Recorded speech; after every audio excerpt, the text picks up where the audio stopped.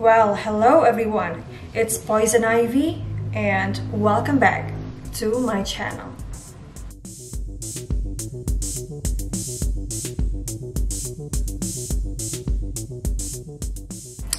Guys, so ceritanya karena hari ini adalah hari Halloween, jadi aku memutuskan untuk menjadi Poison Ivy tahun ini karena tahun kemarin itu aku jadi witch, terus jadi fairy dan jadi Cleopatra at the same time ya. Jadi ada 3 karakter yang aku cosplay tahun kemarin. Nah, tahun ini aku pengen jadi Poison Ivy. Tapi di konten cerita kali ini aku akan berbagi kisah yang pokoknya nyambung lah ya dengan kostum yang aku pakai. Buat kalian yang gak tahu, Poison Ivy itu adalah karakter di filmnya Batman Robin. Itu filmnya lama banget. Aku suka banget sama Poison Ivy di film itu, yang cantik banget. Oh my god, fashionnya, rambutnya, baju-bajunya, makeupnya, so pretty.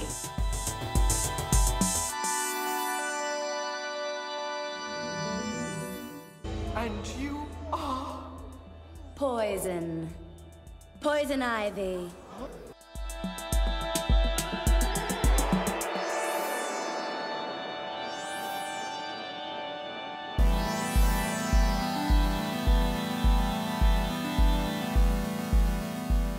Tapi di film itu Poison Ivy ini adalah karakter jahatnya ya, alias villainnya gitu di film itu. Dan power dari Poison Ivy sendiri adalah racun ya, sesuai dengan namanya, poison alias racun. Jadi dia bisa menaklukkan siapapun dengan racunnya. Anyway, mohon maaf kalau ternyata tidak mirip ya, karena aku juga nggak terlalu jago-jago amat makeup karakter ataupun bikin rambutnya yang kayaknya susah banget. But please guys, I'm trying, oke? Aku berusaha dan semoga kalian tetap enjoy videonya. Oke, tanpa basa-basi lagi, mari kita mulai kasus-kasus pembunuhan paling keji dengan racun.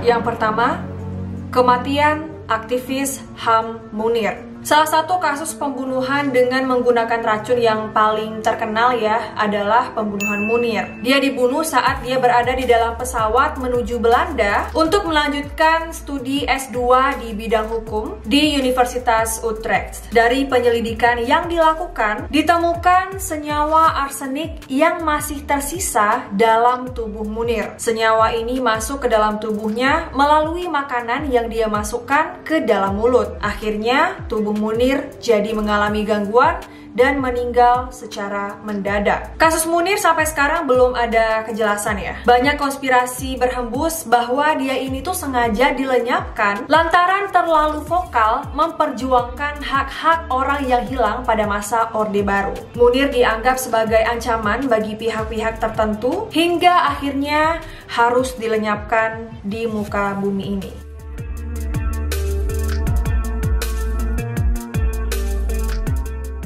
Yang kedua, pembunuhan untuk mendapatkan klaim asuransi.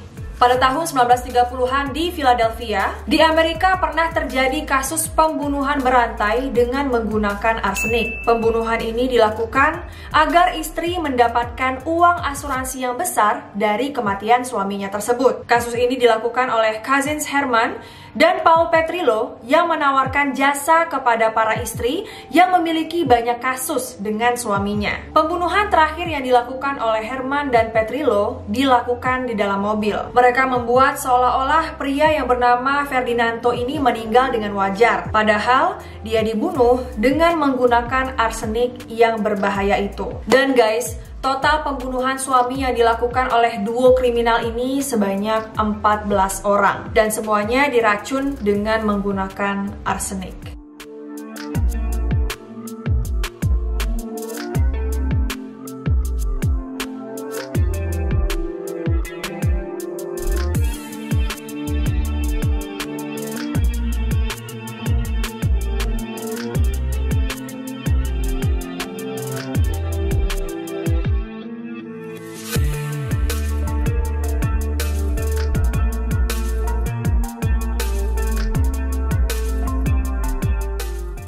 Yang ketiga, obsesi menjadi pembunuh berantai. Tersebutlah ada seorang wanita bernama Velma Barfield. Dia adalah wanita pertama di dunia ini yang mendapatkan suntikan kematian. Dia mendapatkan hukuman itu setelah tega membunuh suaminya sendiri yang bernama Jennings Barfield. Dia meracuni suaminya dengan menggunakan racun tikus yang berada di rumahnya. Setelah itu, dia juga membuat seolah-olah kematian suaminya itu seperti kematian wajar, seperti akibat penyakit dan lain-lain. Dan ternyata kematian dari suaminya itu bukanlah pembunuhan terakhirnya. Velma juga membunuh ibu kandungnya sendiri dan 3 orang lagi yang sebenarnya masih merupakan kerabat dekat. Polisi yang menangani kasus ini mengatakan jika pembunuhan ini menggunakan racun yang sama dan motifnya juga sama. Diduga kuat, Barfield mengalami gangguan jiwa hingga memiliki obsesi membunuh yang mengerikan. Yang keempat, kasus pembunuhan teman sekamar. Ada sebuah ujaran yang berbunyi, jangan pernah percaya siapapun sepenuhnya, meskipun itu adalah orang terdekatmu sekalian. Dan memang benar ya teman-teman, kasus yang dialami oleh Zhu Ling pada tahun 1994 di Tiongkok bisa jadi salah satu buktinya. Dia diracun menggunakan sebuah logam berat bernama talium yang membuat tubuhnya mendadak lemas dan nyaris membunuh tubuhnya. Awalnya Zhu Ling hanya mengalami gangguan seperti rambut rontok, namun lama-lama dia menjadi kehilangan pandangan hingga harus mengalami koma. Polisi dan dokter yang menangani Zhu Ling akhirnya mendapatkan fakta jika taliumlah yang membuat gadis malang ini menderita. Dan orang yang dicurigai adalah teman sekamarnya bernama Sun Wei. Sayangnya, Sun Wei memiliki keluarga yang bekerja di Partai Komunis di Tiongkok dan akhirnya kasus ini diintervensi dan tidak jelas penyelesaiannya sampai sekarang. Oh ya guys, Zhu Ling ini tidak meninggal ya, tapi akibat kejadian ini dia jadi mengalami gangguan pada sistem syarafnya.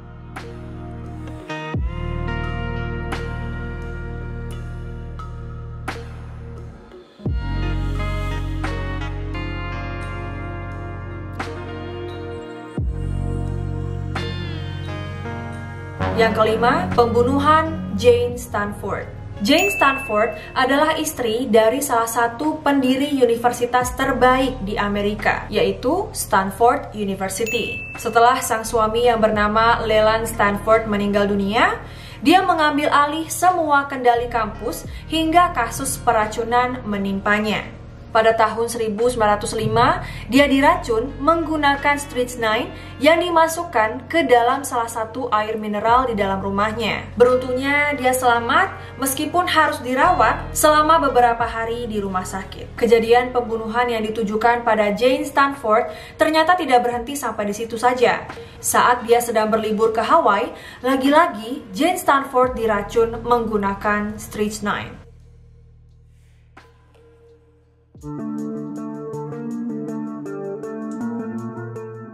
Anyway, bener gak sih ini pronunciation-nya? Strychnine atau strychnine? I don't know. Kalau kalian tahu silahkan koreksi aja di kolom komentar. Namun pada pembunuhan kedua ini, dia meninggal dunia guys, setelah mengalami gangguan organ tubuh yang cukup lama. Kematian yang dialami oleh Jane Stanford masih menjadi misteri sampai sekarang. Mengenai motif dan siapa pelakunya masih juga menjadi misteri yang tak juga dipecahkan.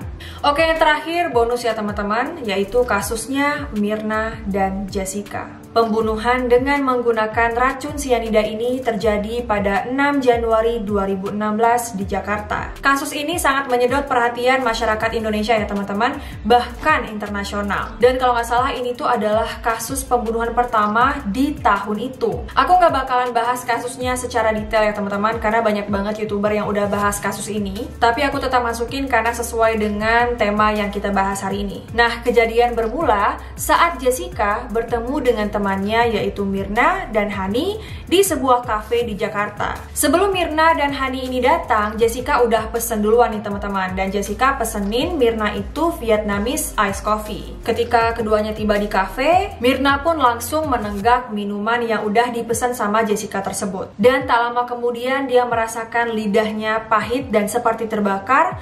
Kemudian dia langsung tidak sadarkan diri. Myrna sempat dilarikan ke rumah sakit terdekat ya teman-teman. Tapi sayangnya nyawanya tidak tertolong. Polisi kemudian memeriksa Hani dan Jessica sebagai saksi. Kemudian ada juga beberapa pegawai yang diperiksa. Namun kemudian polisi menetapkan Jessica sebagai tersangka atas tuduhan pembunuhan dengan racun sianida. Oh my god, aku inget banget waktu itu mantengin kasus ini di TV, kayak everything on TV itu tentang kasus ini. Nah, terbukti ya teman-teman, ternyata banyak sekali kasus pembunuhan dengan menggunakan racun. Dan racun dipilih oleh banyak orang untuk melakukan aksi keji ini karena dianggap paling mudah. Dan juga kalau pakai racun itu lebih sulit ya melacak pelakunya, beda gitu dengan pelaku yang menggunakan senjata tajam. Kalian juga harus ingat ya bahwa kejadian seperti ini bisa terjadi kapan aja, di mana aja, saat ada kesempatan. Jadi janganlah mudah percaya dan lengah, termasuk sama orang-orang terdekat kalian sekalipun.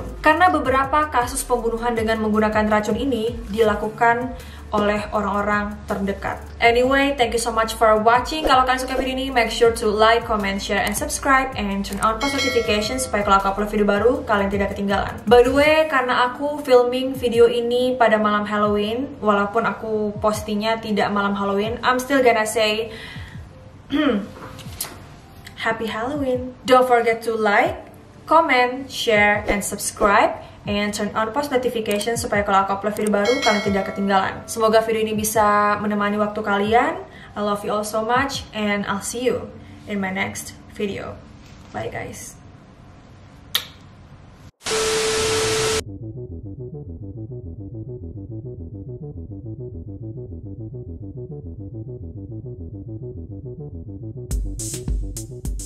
Turn on post notification supaya kalau aku upload